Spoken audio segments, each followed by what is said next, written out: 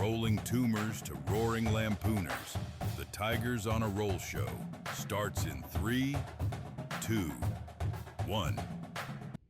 All right, Tigers fans, we are live. And if you've been tuning in the last week or so, you will notice that we've got the home office, the studio, set up. With all the stuff I was able to get out of storage, thankfully convinced my significant other to let me decorate at least one room in this house. So, this is it, and I'm hoping to add some more super sweet stuff as I get some more frames in, see if I can put my jerseys up on the wall, hang my helmets up, and just totally transform this room into a studio / man cave / home office / tiger den, I suppose you could call it. But we're not here to talk about that, although if you don't like what I'm talking about, enjoy the background and stay with me while we cover some of the upcoming sporting events around Auburn, but especially Saturday night. Jordan-Hare, number 10 Georgia is in town. This is it. I think, right now Auburn at 0-2 in the SEC. This game is a must-win to salvage at least some sort of, top-ish positioning finish in the SEC. But also it's a must-win, I think, for Hugh Freeze, who has not yet gotten his signature win in his tenure so far. This is a huge morale booster for the boys. It's going to be hopefully something that the administration and the coaching staff can hang their hat on and start building momentum towards, Missouri and some of the other SEC matchups that we have left on the schedule to see if we can't put together a highly competitive season and live up to some of the expectations that we had going into the season. Right now the national narrative around the program is, that it's middling, and I don't know that is necessarily true. I think that we have the players to certainly be capable of reaching the expectations that were set for them preseason. I think that ultimately what happens right now is that Hugh and staff need to change, not really change anything drastically, but just get back to the basics and see if they can't find some success doing, what Auburn's historically been good at. And you know what? It's going to be tough to find some success against Georgia. They are on a 8-game win streak in the Auburn-Georgia matchup, which is also known as the Deep South's oldest rivalry. Auburn has not been able to come out on top of that matchup recently, although we have been rather close. And this weekend on Saturday, Auburn's opportunity is right up the middle. If the defense can get pressure on Georgia's backfield via their quote unquote weaknesses, in the interior offensive line, I think that is ultimately the recipe to get them off the field, the ball in Auburn's hand, and see if Auburn can live up to even Vegas's expectations, which is right now they think that they are going to keep it close. Still an underdog, but I was surprised when the line came out between 3.5, 4.5 point underdogs. That might be generous. We'll see. But I think as we get closer to game day, the discontent from the week from a lot of Auburn fans on some of the various NIL and rumors of the coaching search and things like that, as those are overshadowed by the upcoming matchup, I think that a lot of Auburn fans are starting to potentially talk themselves into Auburn winning this game. Now I don't know that I'm necessarily there yet. I don't know that Auburn has proven that they have the firepower, although we certainly have the ammunition for it. I don't know if Auburn's going to be able to do it, but I think, at least for Tigers on a roll, our theory of a win here is pressuring Gunnar Stockton and their backfield via pressure up through the offensive line. I think that they're not weak in any sense. They're obviously a powerhouse still.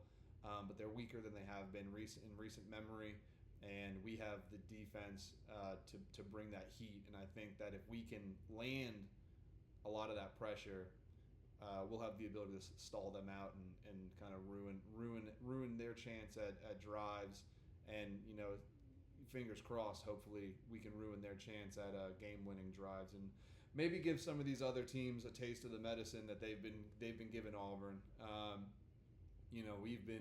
We've been getting stuffed on these drives, and I think it's due time to see if the Auburn defense can't do the same to someone else and kind of suck their opportunity out of the air to make a comeback on Auburn, and Auburn can finally get one. Huge night game, Cam Newton's jersey retirement, and I think definitely another sold out game with the fireworks, the light show, the lasers.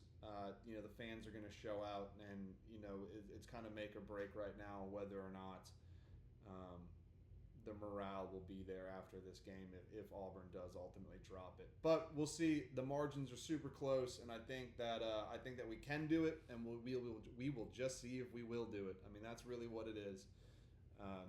The Tigers have got to capitalize on Georgia's current weakness, which is their offensive line. They've rotated 5 iterations of their offensive line.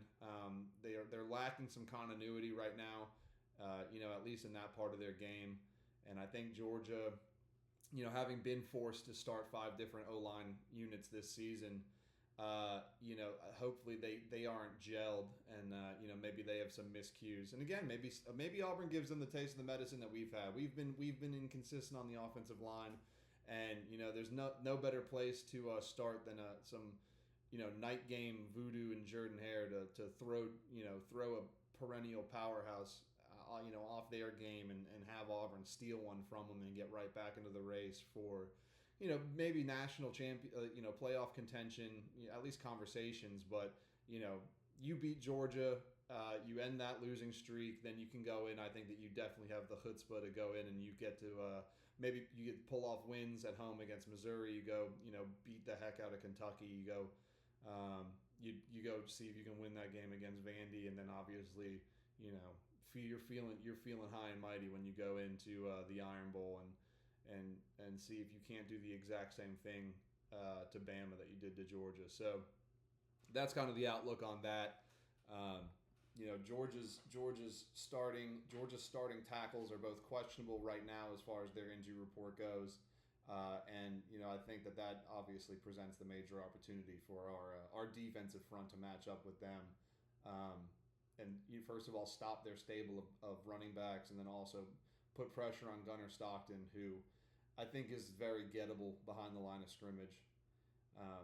The other thing to note too, which everyone's been knocking Jackson Arnold for it, our turnover margin is really good this year, and obviously we got kind of robbed the one in the Oklahoma game, but a fumble that should have turned into a defensive score. But our turnover margin is good, is positive, and Georgia has been turnover prone. I mean, at least as far as the swings can go in this game, if Gunnar Stockton takes some risks, Auburn certainly has the talent and the capability to turn them over and restart kind of our momentum on any drives that we might have.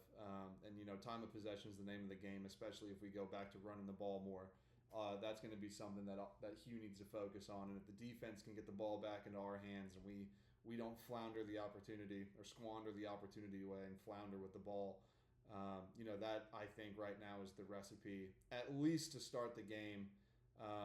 And hopefully, carry some of the strengths that Auburn does have maybe late into the game, and see if that can't be like, for lack of a better term, the game changer. But our offense, and I mentioned this on a pod, one of the first pods, is that Hugh Freeze historically, and especially during his time at Auburn when he's been rebuilding this roster, Hugh loves the stats where he's like, say a running back got 12, maybe 10 or 12 carries, which we need to see more than that. But he will say, they averaged 8 yards a carry. He loves those stats, those solo stats. The yak was there, or the per touch yardage was there, the completion rate. I mean, this is not disrespecting Hugh, by the way. I am a fan of Hugh, and I think he's good for the program. I'm just really not enjoying kind of the lack of the proof of concept right now. But this goes back to the point where he loves these solo stats, and Jackson could take 10 attempts and hit 9 of them, and he would go to the presser and he would say, "Oh, he's 90%." It's like, yeah, okay, well, you know what? On paper, sure, that looks pretty good, and certainly that's no knock. It is good, but we need to scale any of that up. But to say that is to say, our red zone scoring right now is 100%, which is great. I don't know that we've had that. Obviously, that has a high likelihood of changing, but 100% while we're there. But again, I don't think that we've taken as many trips to the red zone as we really would have liked to, this season.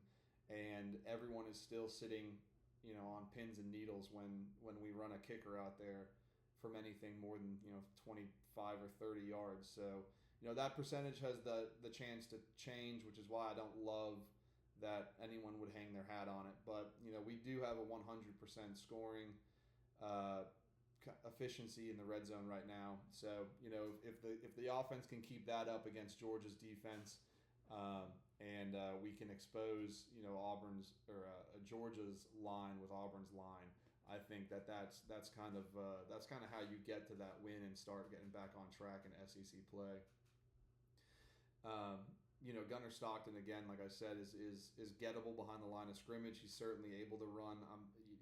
More or less a dual threat quarterback. You've seen it the last couple of weeks, but they're going to be a test on the defense and the offensive side of the ball, and so we just need to turn those red zone trips into touchdowns, hopefully instead of field goals, and the Tigers could put themselves in a position to win.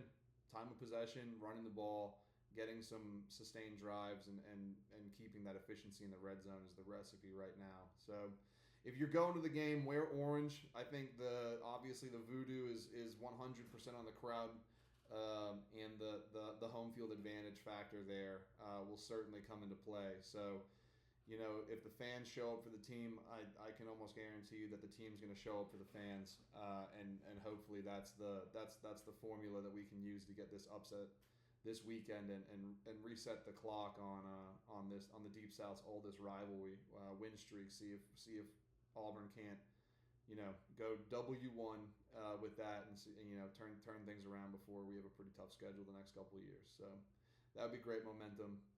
Speaking of momentum, basketball season is upon us, and everything, unfortunately, I suppose, for Auburn has started with a major transition. And, we signed up for a pretty brutal schedule, but Stephen Pearl takes over the program. He's new as a head coach in terms of being a head coach at Auburn, but he has some great coaching experience. He's been around the program with his dad for quite some time, and I think that there's a knock on Stephen right now with some fans that might be disappointed in Bruce's retirement, but ultimately I think the program is in good hands. We have one returning scholarship player which is Todd Pettiford, but they know each other, and Stephen was obviously in discussions when he brought in this big transfer class that we have now. So big shout out to Stephen Pearl for successfully retaining that entire roster, even after Bruce, who of course is an icon in college basketball coaching world, but of course at Auburn itself, maintaining that roster and keeping them all home on the Plains was a huge deal, and I think that sets us up really nicely to start this super competitive regular season schedule, and I believe that kicks off. We're playing Houston, who by the way also has one returning player. Kind of just it's very similar situation to Auburn, but both of these programs are going to bring in top tier talent, and I think that no matter their age and experience, they're ultimately going to be incredibly competitive. And I'm not super convinced that there's really a lack of continuity that's going to challenge this program too much. But the team is loaded with a ton of talent from the transfer portal, overseas, and a very good high school recruiting crew that the coaching staff put together. And I think that Steven has a good grasp on integrating all those new pieces. That the pearl, theory of coaching definitely starts at its roots with the chemistry between the coaching staff and obviously the players, and the players kind of being free, personally on and off the court to do what is in their best interest. And I think that leads to some, loose and fun and high level play on the court, and that stems from Bruce. And I don't know if everyone's really keeping up, since it is technically the off season. It's like when you watch Stephen Pearl on the sidelines, or you watch Stephen Pearl, at a presser, or you watch him, at practice, his mannerisms are very similar to his father. So, at the very least, maybe some familiarity with, just kind of Stephen's demeanor and Bruce's demeanor in terms of the way that they appear and the way that they communicate with players, can bring some comfort to Tahad is the one that stayed, but a lot of these guys that came in on the recruiting trail or in the portal class or off the recruiting trail, I think that's something that I think we can look forward to, and I think that it'll be framed as kind of an unknown and maybe more of like a difficulty or a challenge, but to implement. But I have full confidence in Steven, and I think that the team itself will certainly come together quickly, which is going to need to. We lost a few bigs, of course, Dylan and Janai, and we're not gonna be able to play that same style of the ball. And I think what we're going to need to do is we're going to need to get a very fast-paced offense going. I know that that's kind of been a discussion, around the facility and definitely on socials recently. That's the play for them right now. And Steven himself has signaled that a faster pace of play than we've had in recent seasons is going to be necessary because we're a little smaller, but we're quicker, and it being built around Tahad. That's very similar to his type of play. So I think if you just have a bunch of squirrely guys out on the court, you might be able to catch a lot of points in transition. You might be able to be dangerous if you can get some high efficiency deep shots going and dropping for us. I think that's going to be the recipe. I think that they probably try to start with. Critically, Steven is a defensive minded coach. He was the architect for all of Bruce's recent teams, and you got to look back at it, but I'm pretty sure that Auburn was a top 10 defensive team, basically for half a decade. I think it was like 3 of the last 4 years or something like that. But his defensive philosophy, high pressure, turnovers, rebounding, that's going to still be the foundation, but I think the transition and the way that the offensive runs is certainly going to be new, but I think it's going to be modern. I think it's going to be highly competitive, and really what it is you just kind of just press down on that gas pedal and see if you can't wear some of these opposing teams out, and just put them in an absolute blender. Previewed the Houston game briefly, but I think that that's going to be the ultimate test, and again, it's going to be a team that looks very similar to what we will. And that non-conference slate is as hard or even harder than it was last year. But we have some incredible major matchups. Houston is in Birmingham, and then we go to Arizona, and we also play Purdue in that Indianapolis, the Indy Classic, I think is what it was called. But we'll play, obviously, a powerhouse in Purdue up in Indy. And then we'll host NC State in the ACC-SEC Challenge, which is really cool for both programs and both conferences to be able to have that. But the schedule itself, thanks to Bruce and probably also Steven at the same time, is the schedule is designed to prepare the team, which is the same way it worked last year. Prepare the team for March, prepare them for the tournament, and potentially a long run into the SEC championship and obviously an SEC play. Get these guys used to an elite level of competition, and when you go toe-to-toe with teams like that, just like we did last year, it pays dividends because you maintain that high level of play, and you don't have to necessarily get up for every game, mentally when you're just kind of already cruising at that high altitude. It certainly guarantees early adversity, and hopefully Auburn can come out on top of those just like they did last year, and start getting that national narrative going of them being able to make a deep run, even though they've kind of reimagined what the team will look like. And you got to use those high stakes games for the chemistry of the team. They've had time to gel, but only time will tell before SEC play whether or not that new style and these new style of players is going to be ultimately what benefits the team. But excited to look for it, and that's coming up soon. I think that's at the end of the month, so we'll preview that later on. And just a quick look at the rest of some competitive action from around Auburn. I previewed it in the Tigers on a Prowl segment on Sunday or Monday's pod, I think. But a quick look at the rest of it. Obviously, Jackson Coyven is officially back for his junior season, which is absolutely incredible. They have their eyes set on a national championship, and with him back after some great showings in the pro tournaments that he played in the Ryder Cup, that I can only imagine makes them basically immediate national championship favorites. Equestrian, of course, I love my horses. I used to live right next to the facility. Equestrian started off undefeated, took down Baylor and absolutely trampled them at home. And Volleyball fought hard and swept Ole Miss 3-0, and they are currently receiving top 25, or they're receiving votes for the top 25 ranking, and I think that they'll probably break into that soon if they can keep up their elite play of their elite defensive play that they've been putting on the court recently.